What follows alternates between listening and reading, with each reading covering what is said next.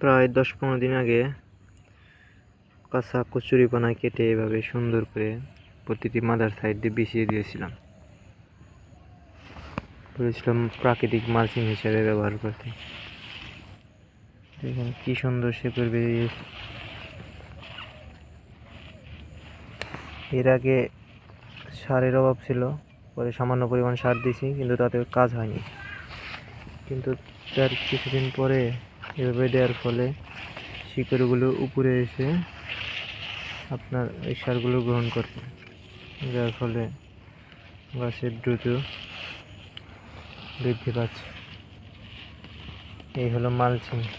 আর এটি যখন পচে শেষ হয়ে যাবে তখন একদম জৈব সারের কাজ করবে।